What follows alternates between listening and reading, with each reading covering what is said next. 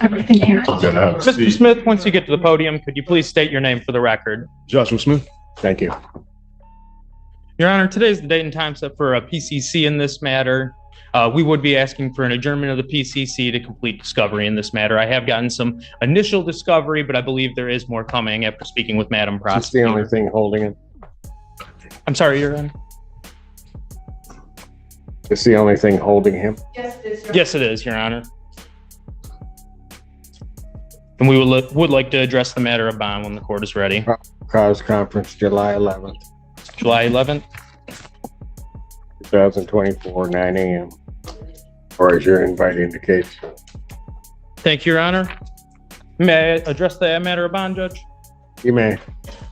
Your Honor, Mr. Smith has no prior convictions other than possibly a driving while license suspension case. I did run his iChat and it was completely clean. He's been incarcerated for 9 days since June 18th. He has retained counsel and is serious about facing the matters in front of him. He's a 30-year-old man that lives in Ypsilanti and has an apartment he's prepared to go home to. He's a lifelong resident of the Metro Detroit area, growing up in Canton and graduating from Plymouth High School in 2013. He has extremely strong family support in this matter. His mom, dad, and sister all live in Canton, and his extended family out of the state has been calling to check in on Mr. Smith and help in any way they can. His mom is a assistant deputy director of field operations for the Michigan Department of Correction, essentially in charge of supervising parole and probation, or parolees and probationers. His dad is a retired worker from DTE Energy. His parents have borrowed from their retirement in order to retain counsel on his behalf.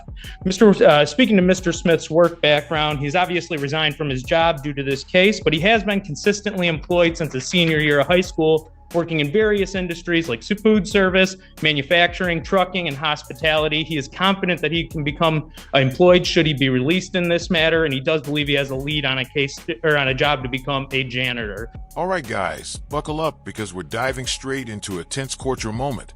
From the very start, the defense rushes to reshape the narrative, painting Mr. Smith as a calm, rooted man with a clean record, deep family ties, and parents willing to drain their savings to support him.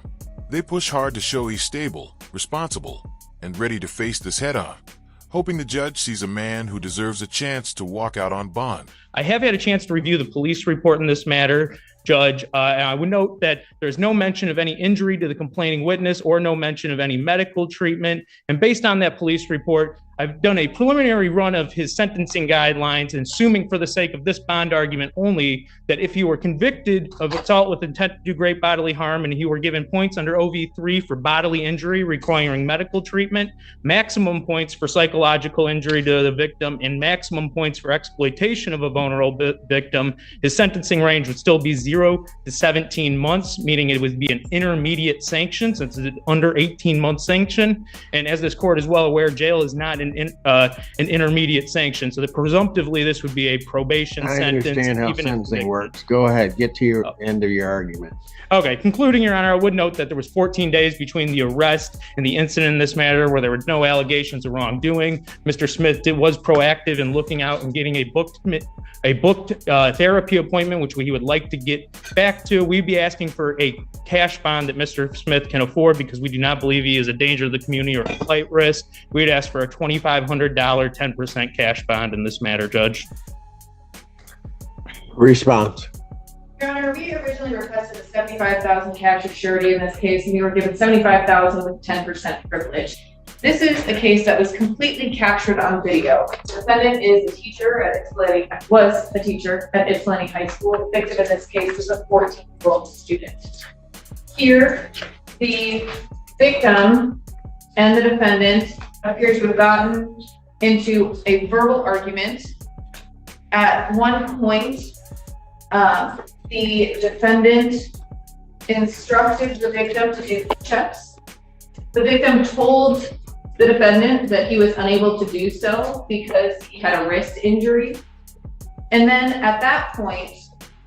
All right, guys, now here's where things take a sharp turn.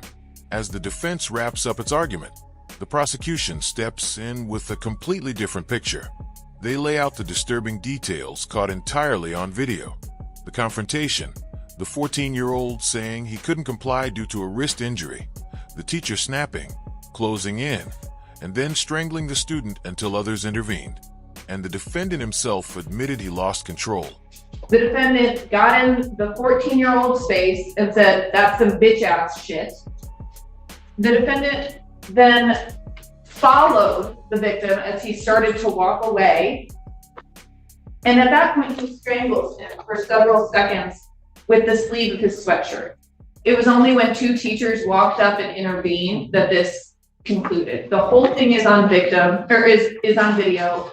And aside from the physical acts of the defendant, what is extremely concerning is that in his own words, in his statement to law enforcement, when asked what happened, he said he had a headache and he snapped and he knew it wasn't right. So I'm significantly concerned based off of the nature of the physical acts, which were all caught on video, but also the defendant's own admissions here about what exactly happened. May I have a brief rebuttal, Your Honor? Even with the There series, was a 14-year-old, he was a teacher, and there was a strangulation.